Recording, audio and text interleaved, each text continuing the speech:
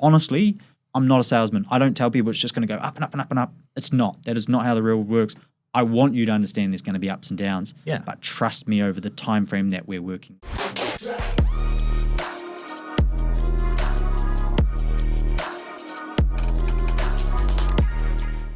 All right, John Bell, welcome to the podcast, mate. How are you? Doing well. Appreciate you for having me here today. No, that's all right, mate. Luke from Keep the Change sort of put us in touch, mentioned that you'd be a bloody good yarn to get on here. So there we are. I'll take the compliment from Luke any day of the week. Yeah, mate, he's a good lad. He's a good lad. So, yeah, let's just start off. Tell us about yourself, mate. Where did you grow up?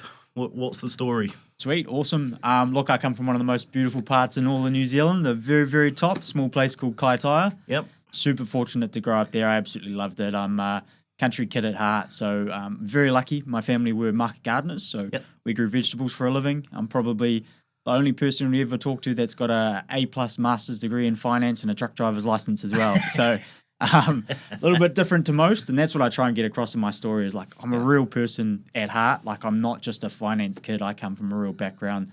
And when we get into the story in 2 seconds' time, you'll find that's what it's all about. Like what I do today is not what I ever wanted to do. It is just something I felt was a necessity because of the community I come from, and that community is so awesome. Like I'm so fortunate to come from Kaitaia and the people I met, and my best friends, still to this day are up there, and my family as well. So I love it. Yeah, bloody awesome. Do you get back up there much? All the time, honestly. I love it. Especially, I'd say, as these colder months start creeping forward, probably a little bit less than I'd like, but.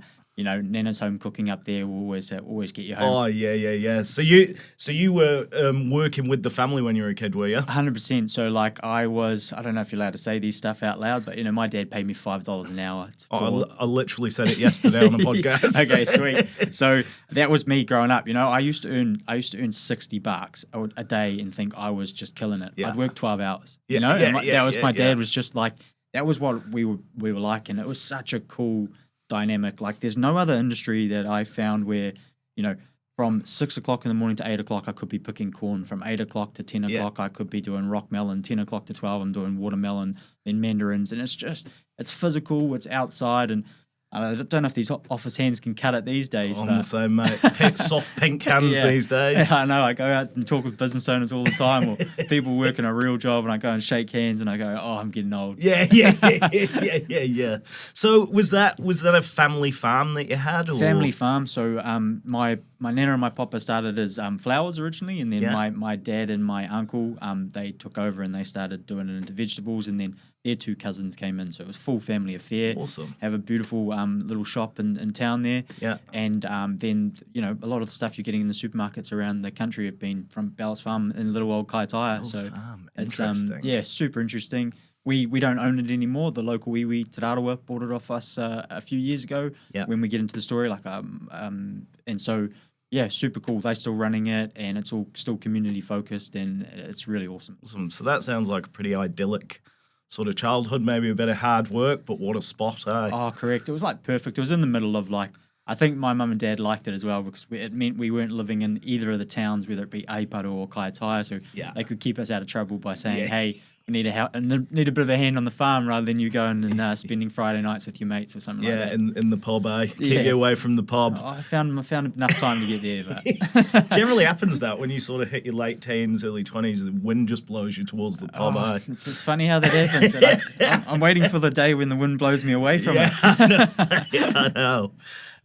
No, that's cool. So, grew up there. How did you end up in Auckland? Sweet. So, mate, honestly, depends how you look at it. I always say it's a bit of luck, right? Yeah. But so my dream growing up was to play rugby. Like I wanted to be an All Black or not even All Black. I just wanted to play for Northern Rugby. That was the dream, right? Yeah. And so I was just playing all my footy up north, and then I was lucky one time. Some scouts were trying to watch another person in the team we were versing. I was playing for Northern Rugby, and we were versing an Auckland side. They were scouting a person on the other team.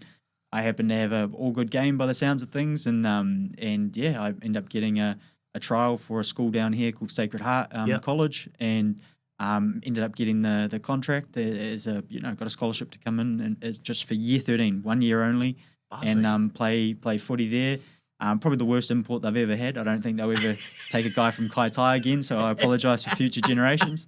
But it was the best thing that ever happened to me. Like up north, I loved it. It was my dream. I've said it before, like I was a big fish in a small pond. Yeah.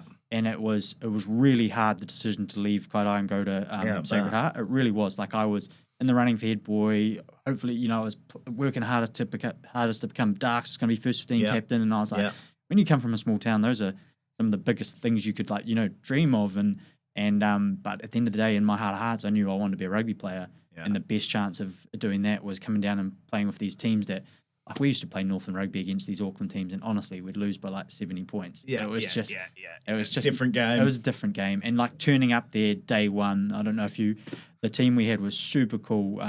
There's a guy called Taniela Tupou. He's the Tongan Thor, so plays for the Wallabies these days. Like, and I walked in, I'm 55 kilos, 60 kilos, dripping wet. This dude's 140 kilos and can run faster than me. You know, it was just, it's a different world, and so it was awesome. That got me to Auckland first time, year 13. And then, again, I honestly wanted to grow vegetables like my old man. So I was planning on going there. I studied hard and I worked hard, and so I had really good grades. And the careers counsellor at Sacred Heart was like, mate, you can't just go back up and grow vegetables. And I'm like, why not? It's awesome. I love the lifestyle. And then luckily my dad was just super blunt human being. And he was like, mate, there's easier ways to earn money. This is hard on the body. I don't want you to work as hard as me. Yeah, and he's like, it's good lifestyle, but it's hard. Like, look at everybody. Everybody's bodies are breaking down. We're out here working every single day, and we're working at 4 a.m. We're doing whatever. And he's like, there's easier ways to earn money. And if you have a brain, you're actually an idiot for go and use it. Yeah, he's like, go and use it. You know, you can hopefully, if it doesn't work out and you really don't have the passion, maybe you can come back here. But I don't want you to just be like, this is the be all end all. And that kind of forced me to do some things. And then the careers counsellor at Sacred Heart was awesome. She was like, John, why don't you just apply for a scholarship for somewhere? And I was like, okay, whatever. And she's like, where do you want to play rugby? And lucky Waikato Rugby was like kind of talking at that stage. So I applied for Waikato University. I got an awesome scholarship called the Golden Jubilee Scholarship. Yeah. They took me down to university. Uni was like kind of paid for, which was sweet. And then I played for, I was in the Waikato system there, which was really awesome. So that got me to university. Otherwise, honestly, we're not having this conversation today unless, I might be trying to sell you a watermelon right now. Interesting. So you must have been getting bloody good grades alongside the rugby to sort of get access to these scholarships and stuff, eh? Yeah, I was like I am a nerd. Like, I am a massive nerd. I admit that. It's taken me a long time to admit it. But because I hate it. That's not me, do you know what I mean? I don't want to be the guy that says I'm like, I work hard and do the studies. But I did. Like, my mates would go into at our hostel at Sacred Heart, the boys would go in and you had an hour dedicated to study each night. Like, they're all trading what movie they're going to watch that session, whereas I was like, oh yeah, I'm going to watch The Hangover, but I would be, you know. So you were a closet nerd. Yeah, I was a closet nerd. Yeah. I'm glad you've come out, mate. Come out. Safe space. Hope your mum and dad took it well. Oh, they did. They were pretty happy, I guess. Sweet. So you ended up in the Tron, I'm guessing. Ended up in the Tron, and loved it, honestly. Just everything. Footy was amazing. Not so much for me. 3 shoulder reconstructions by the age of 21. Kind of killed any dreams, all on the same beautiful left arm over here. You've got my good side. Thanks for that. But that was cool. Like, the Chiefs and Waikato Rugby at that point in time were, I think, I was so fortunate with that environment because they said, hey, we don't want just good men or good rugby players. We want good men. Yeah, okay. And so you had to go to either uni or get a trade as well, which was super cool. That was a little bit of ahead of its time back then. And it was the best thing they ever did for me because I'm very big on, like, I think this is growing up in Kaitaia as well, is like not everything goes your way from day one for everybody. And so I'm very big on when one door shuts, you open another door. And so as that rugby door was kind of getting slammed in my face or on my shoulder, however you want to say it, I was kind of like, well, what else am I going to do? And so I put a lot more time and effort into my studies than I originally thought I would.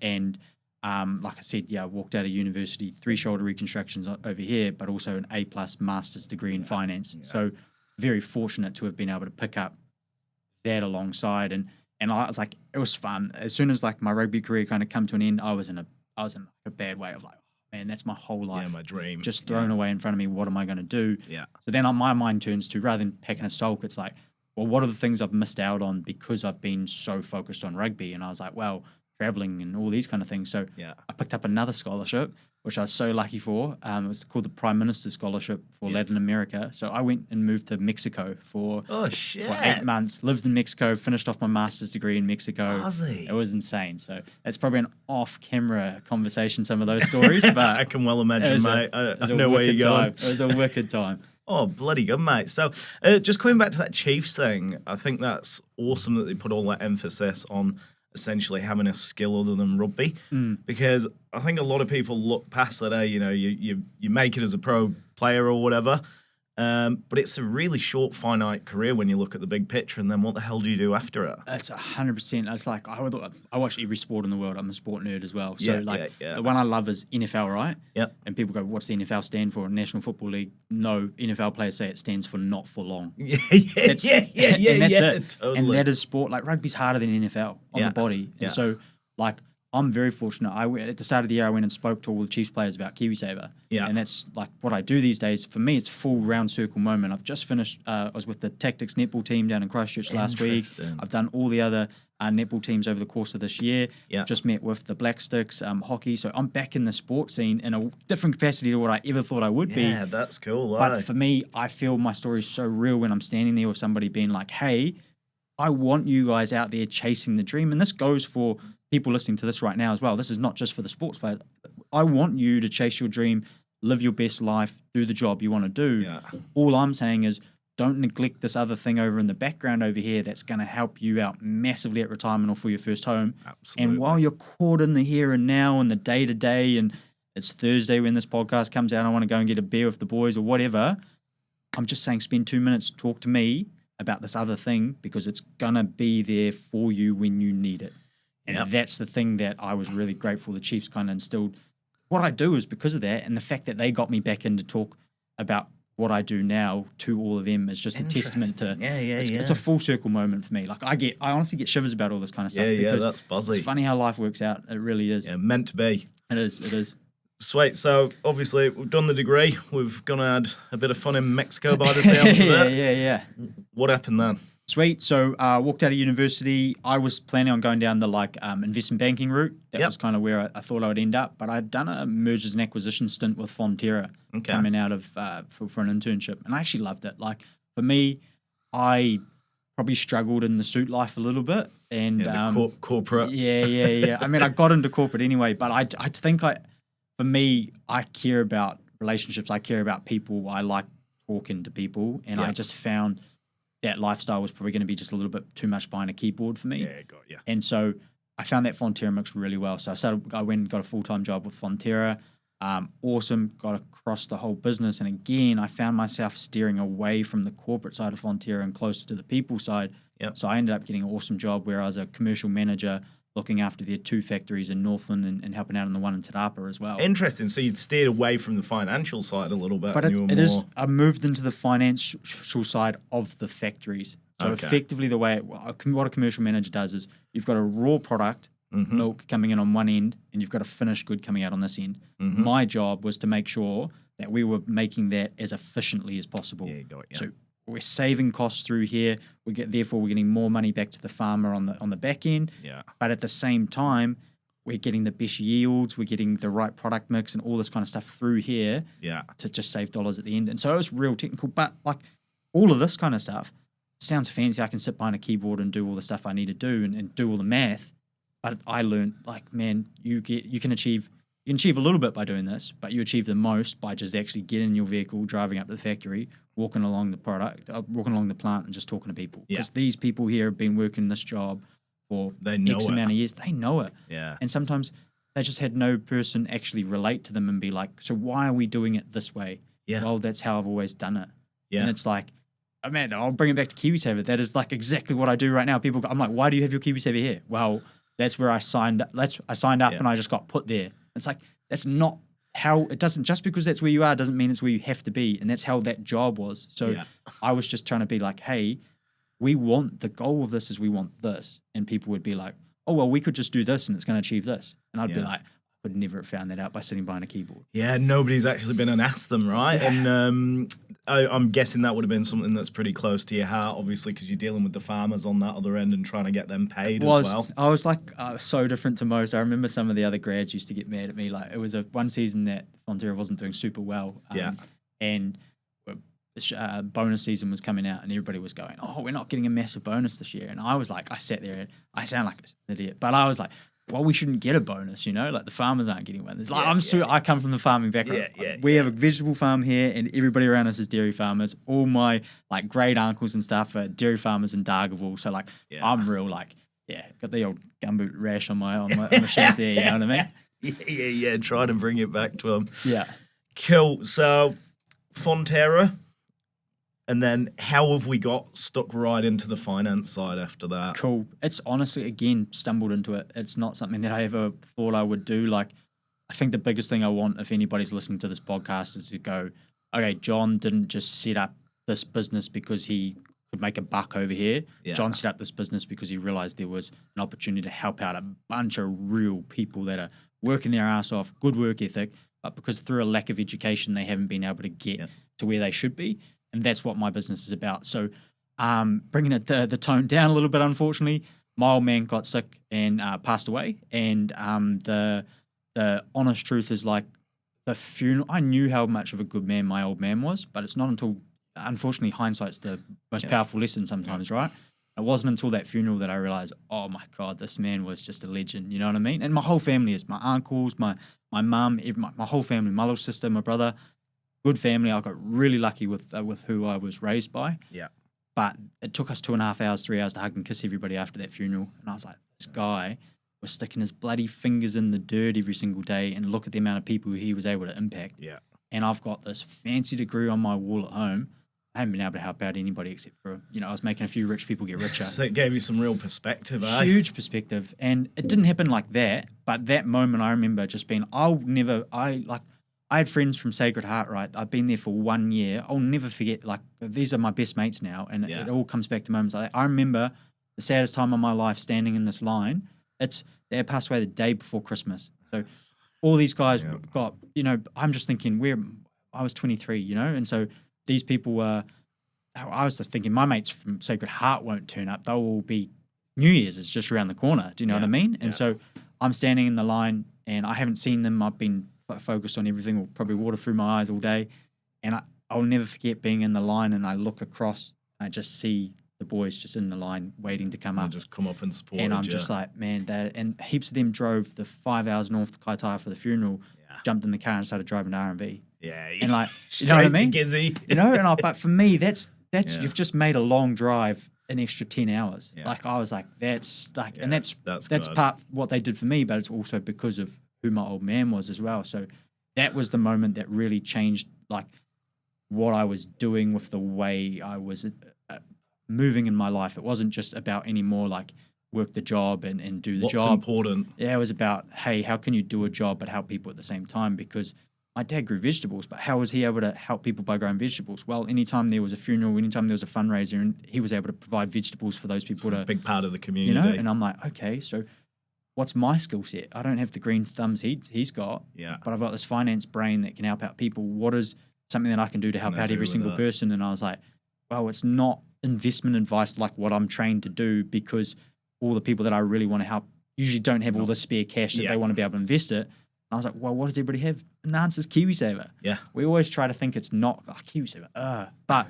do you know what I mean? Like everybody has this investment tool. None of us even take the time to even think about it as an investment tool. Yeah, totally, mate. Like, funny what you say about your dad, because I actually lost my dad when I was the same age, 23 as well. Wow. Teared me up a bit there, mate. Sorry to hear. But it's like, you if you're like me, it's it's a pivotal moment, and totally. It changes perspective, right? 100%. And like you'd never wish it upon anybody else, but you learn so much about you, your family, and like who you want to be, right? Yeah, exactly. And that, in a weird way, brings me back around to what you're doing now, which is KiwiSaver, because I was a bit of a fuckwit in my 20s, to be honest. And Guilty? KiwiSaver was my absolute saving grace. Right. You know what I mean? Yeah. So let's fast forward it right on. Sweet. So what are you doing now? Perfect. So I literally was like, what's the lowest hanging fruit in the financial education system? I was like, it's KiwiSaver. We all have it. None of us care about it.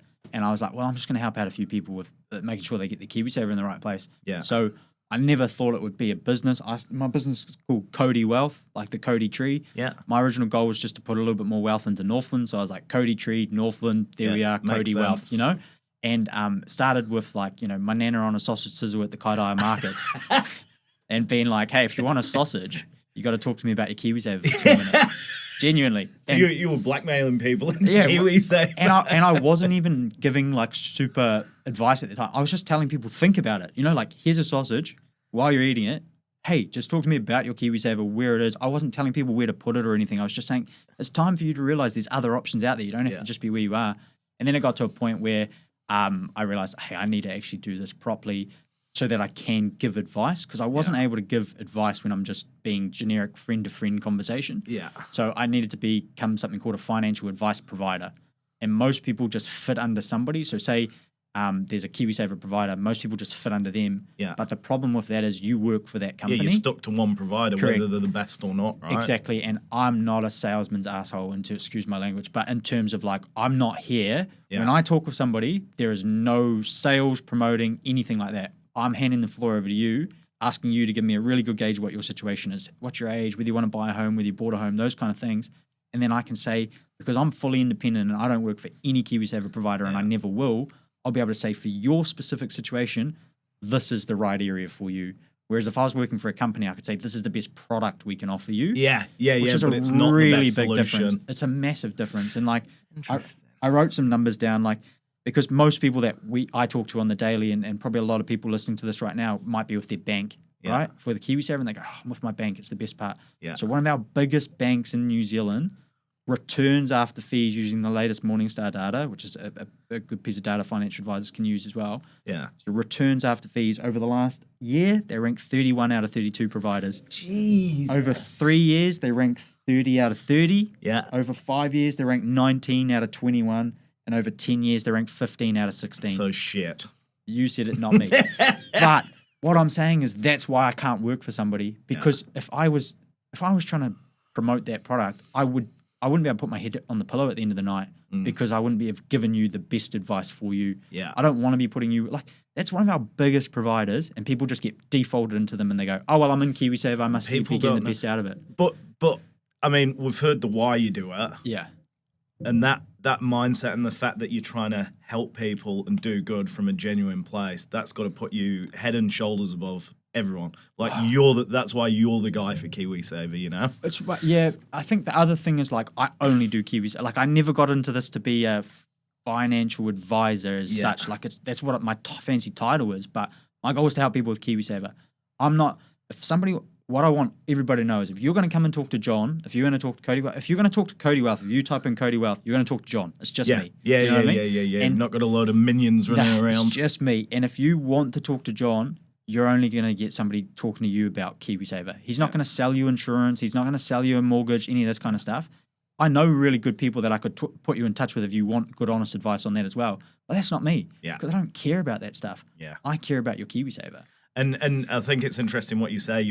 You've almost picked KiwiSaver because it's accessible to everyone, right? Everybody has it. That's the one moment that was really sobering for me was I was sitting in my corporate office.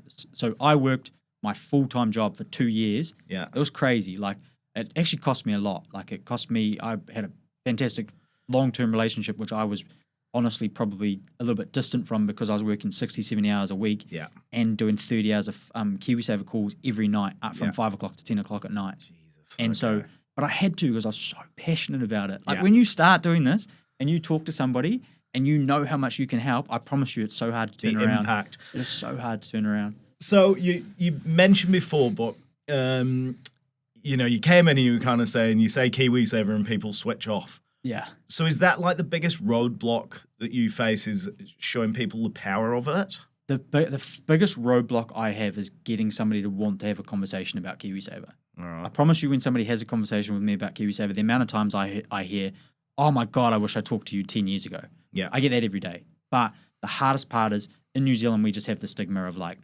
KiwiSaver. Like, what is it?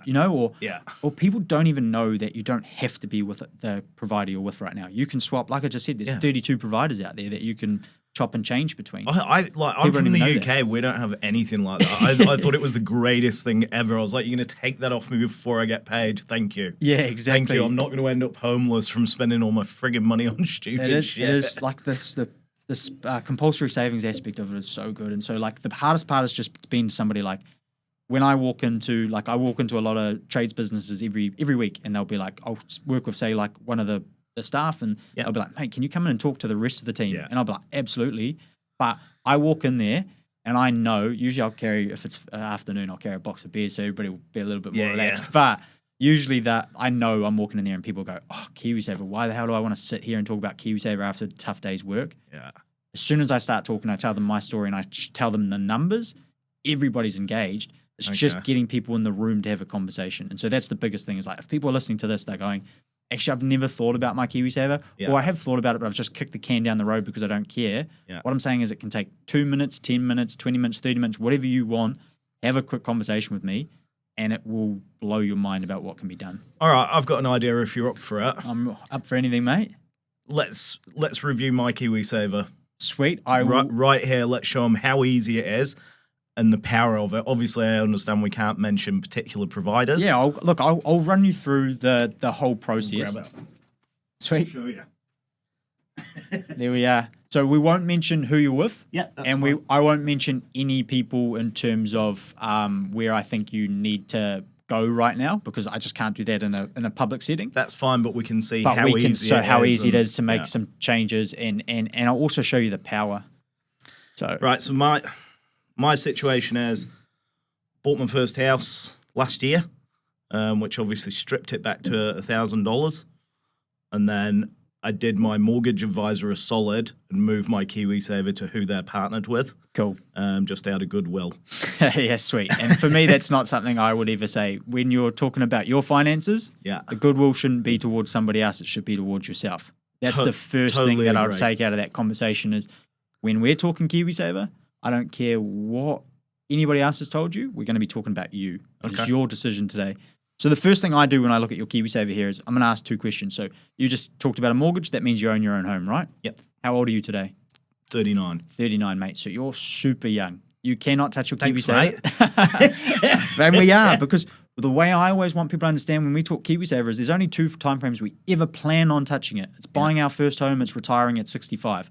So for you, you've got 26 years until you can even touch your KiwiSaver again. Yeah. So you don't care about the fancy word Donald Trump throws around, tariff, and the KiwiSaver goes backwards. Don't give a shit. Because you don't care about what happens today or tomorrow. You've got 26 years until you can touch it again. Yeah. Waiting for that compounding. That's the exact thing. And so what I'm saying is, I'm looking you guys can't see this, but I'll just read it out. Effectively, what I'm seeing here is you've got a split here of your KiwiSaver made up of things called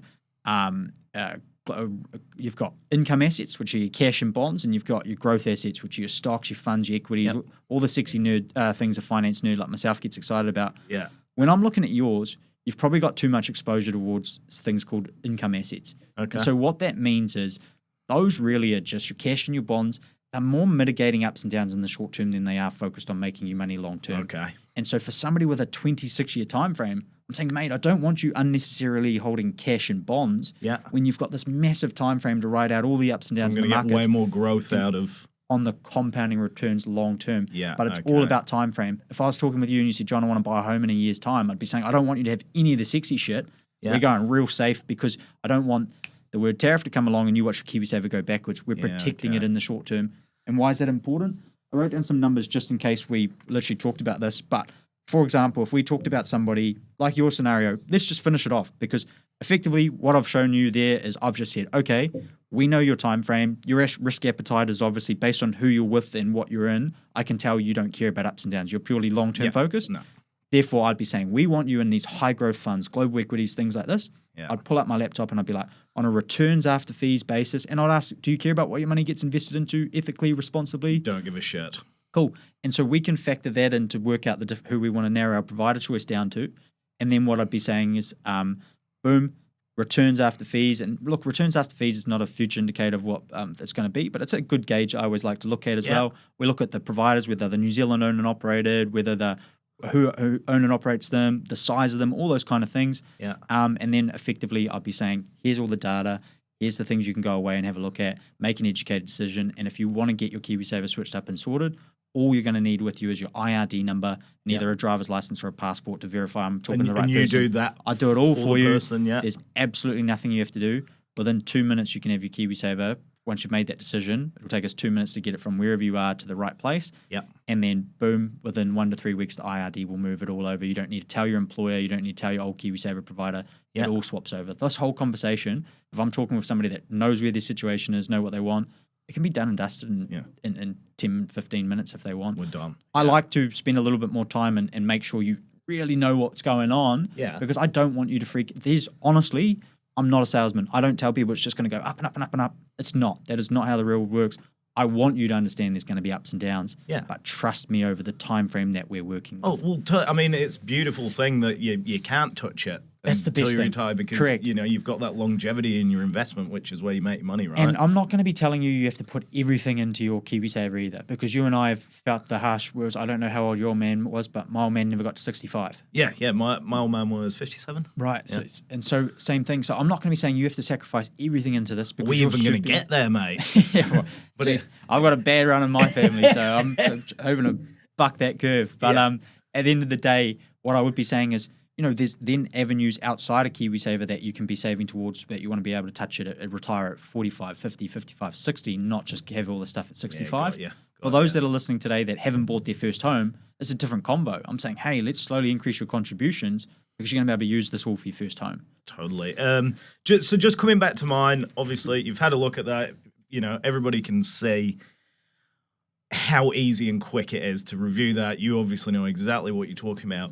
Just like off the top of your head, what sort of impact would moving mine have, like in a sort of in a general sense? way? That's what I wanted to pull this up for. So I just said, look, this isn't your situation. I'll just clarify for everybody. And by the way, this is not actual financial advice today. This is just general advice, really. Just throwing some numbers out.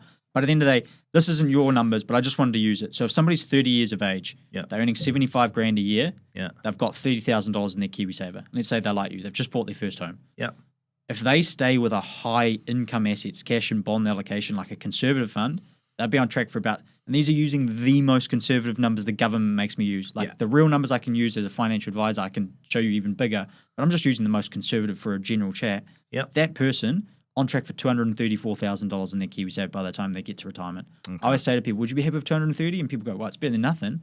But I'm saying without you putting anything extra in, just by changing more of your asset allocation towards those growth assets, you can have bigger ups and downs at any point in time. Yeah. But long term, you'd probably be on track in a higher growth fund for something like $428,000. Jesus, so it's double. Enough. Yeah, $200K difference.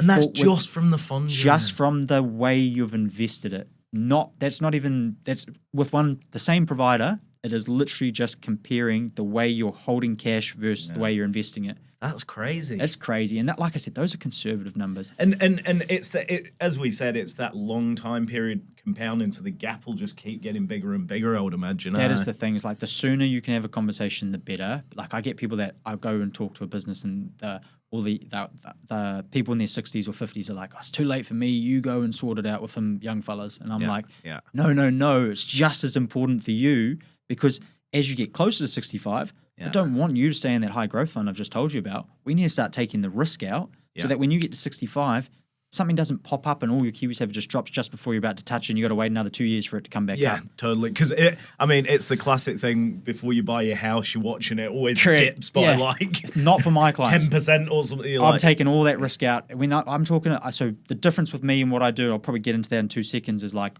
I'm so unique in the way I run my KiwiSaver business. So it's free for everybody. So if you become a client of mine today.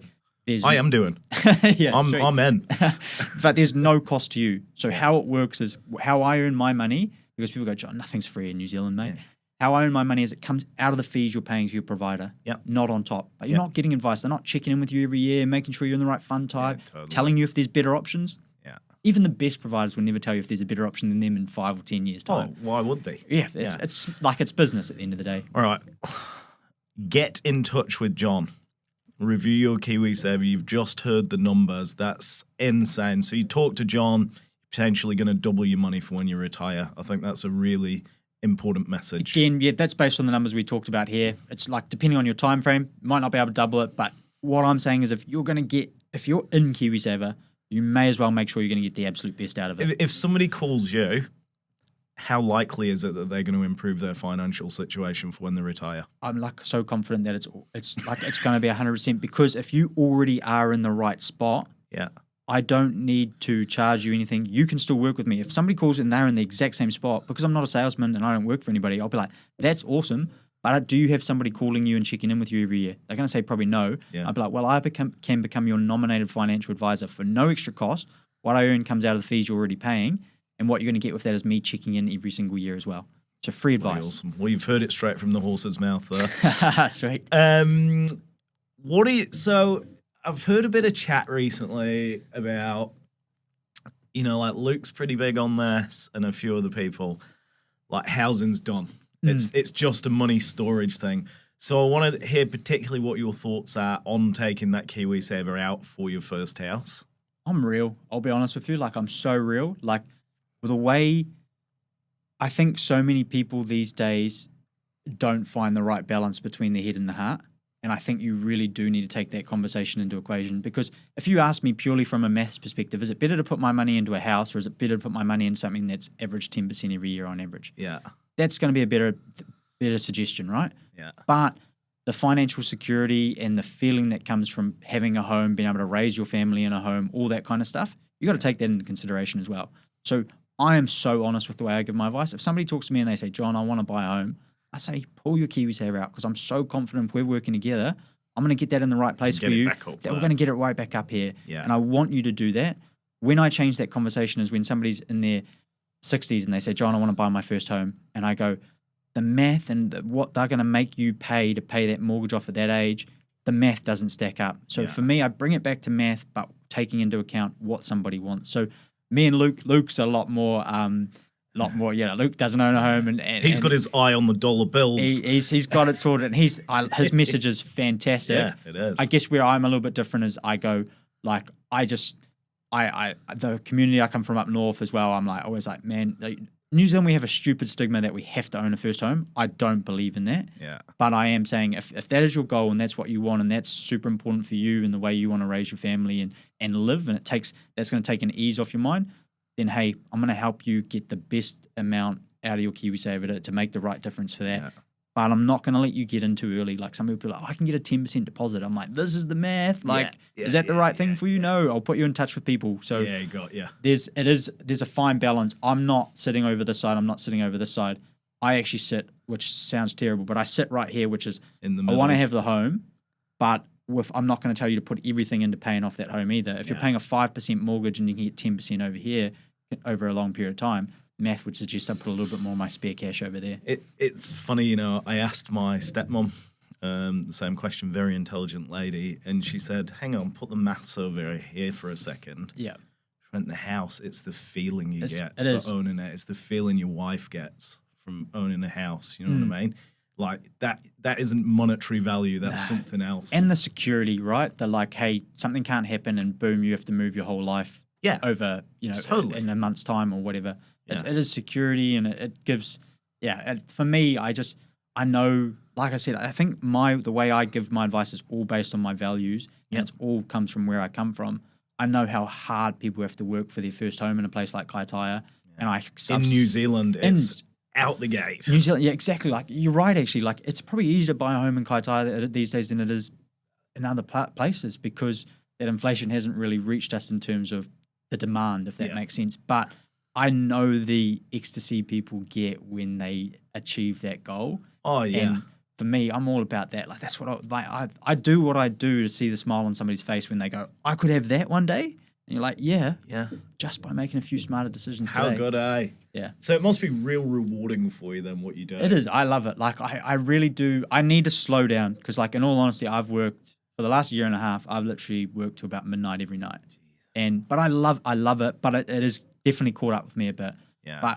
And people are like, oh, isn't it such a chore? And I'm like, that's just not. Not when you love what you do, I right? love it. I really do. And I love helping people. I get to meet the coolest people. I get to help out everyday people. Like I said, like I've been with the Chiefs this year. I've been with all the netball teams. Like for me, it's an honor to talk with people like that. And I've got clients on my books that have $1 million in their KiwiSaver. You don't you have to run a very successful business to have $1 million in your KiwiSaver. Yeah, I'd say so. But I still get the most joy as well from working with the person that I'm helping them set up. Last week I set up 2 people with KiwiSaver at 63, and they're like, "Well, is it worth it for me anymore?" And I'm like, at the end of the day, you're going to get $1,000 from the government over those 2 years. You and the wife that was together, I was like, there's $2,000 each that you can go and have a fancy night out or a weekend away. You know what I mean? Like, and I'm like, for nothing. Like, if you kept that $1,043 in the bank, you're going to get 2% on it. It's a 50% return on your money. Theoretically, by just putting it straight into your KiwiSaver. Yeah, so that's interesting. And I love that. You know, they're like, "Oh, I never thought about that. Why didn't I do it 10 years ago?" I'm like, that would have been $5,000. Yeah. You fucked up. Yeah. So what's the future? What are your plans? Are we taking over the world with KiwiSaver? What's the goal, mate? The goal is just to keep, like, I don't advertise or do any marketing or anything like that right now. Like, my thing is I just sit down with somebody and try and do an honest day's job by them, and they tell one other person. And that's my goal. Like, people ask me all the time, like, what's the aspiration? Do you want to have 1 million people working under you? I'm like, I've actually really struggled to hire other people to work with me because my business is built so much on the values of personal I'll be honest brand, with you, isn't it? Like, the way KiwiSaver works, like the commission I earn based out of the fees differs depending on all the providers. Yeah. And the best providers usually pay the lowest amount. Yeah. And so I'm so confident that I didn't start this business for money that I'll put people at the right spot. I am nervous to let my business get too big and I lose the control of where people are going, because for me, Kauri Wealth is always going to be something that puts people first, and the flow-on effects come from that. Like, I've got 3,000 clients today and it's word of mouth. Like, Jesus. You know, I'm stoked with that. Yeah, that's... I want to get to 10. That's my number. 10,000 is kind of my number where I think I'll be maxed out at around 10,000. So, but you've made a large impact on the country at that point, you know? Oh, yeah. Like, I think, it's cool. I think I work with, and I'm nearing on $100 million of KiwiSaver now, which is pretty crazy for the kid How from Kaitaia. long have you had the business going?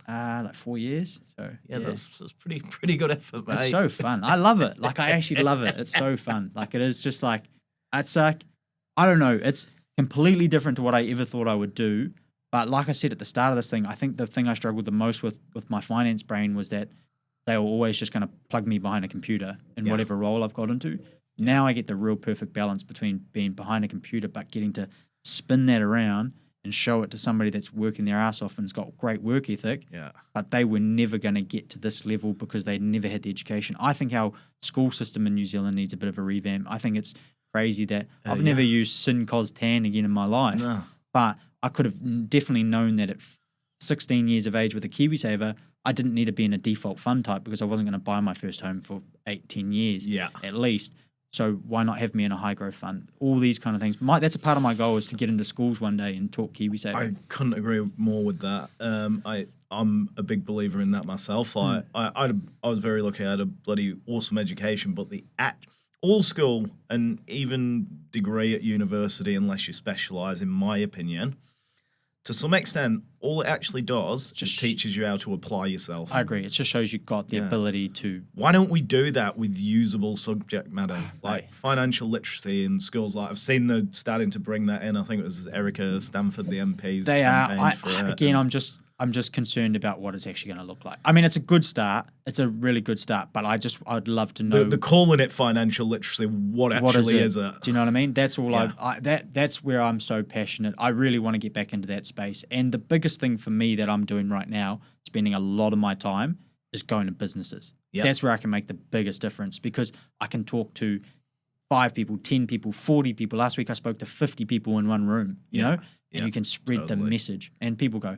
I love it. I love walking in. My favorite part of my job is walking in and watching people go, "Oh, KiwiSaver." And then at the end of it, people going, "How do I get in touch? How do I have a conversation? Can we do it right now?" And I'm like, for me, that's changing perceptions in New Zealand on something that we just don't care about. My whole goal is, if you have this thing, make sure you're getting the best out of it. I've got one great analogy. I always use it. So if you go home tonight, your TV's fallen off the wall, would you just walk into the store tomorrow and the store person chucks a TV in your hand? Would you be like, "Yeah, I'm going to pay for that"? Would you be like, "Actually, I'm paying for this. I'm going to compare the LG, the Panasonic, the whatever"? You do that for $1,000 TV, right? Have a look around, wouldn't you? 100%. I'm like, This is the same as KiwiSaver. You're paying for this thing. You pay fees whether you know it or not. You're paying a fee. It just comes out automatically. Yeah. You may as well make sure you're getting the best out of it. 100%. And I'm still, I mean, I can see how you do it because you've got me excited about KiwiSaver today. It's pretty infectious. It's bloody good to see. Nah, it's fun. It's fun. Nah, awesome, man. Well, thank you very much for coming on. No troubles. I think we should do this again, get an update further down the line, see if you're getting near that 10,000. Yeah, I look forward to it, honestly. And hopefully some people listening will get in touch with you as well and hopefully change the trajectory of their future finances with you. I look forward to it, and it's probably a good time as well. I don't know when the podcast comes out, but if it comes out before the 30th of June, team, remember if you're self-employed or you're not working full-time, you got to get your $1,043 in before the 30th of June. Yes. To get the full amount from the government. So I thought I'd just chuck that out there quickly as well. So yeah, definitely. And if you want to have a chat with me, Kauri Wealth, Kauri wealth.co.nz or .nz, sorry, just type in Kauri Wealth on the internet, you'll find it. I'll link you in the show notes as well so everybody can just click on it and we're it's away. so easy. Like you chuck your name in there, it'll send me a thing. People are like, fill out a form and 2 minutes later I'm calling. They're like, I didn't expect that. But I'm like, I know people don't care about this. So when somebody's hot and bothered, I'm usually trying to get in touch. You know what I mean? So, yeah, you got to strike while the iron's hot, mate. 100%. So yeah. Nah, bloody good. Well, thanks for coming on. Perfect. And thank you for tuning in. We'll see you next time. Appreciate it. Thank you.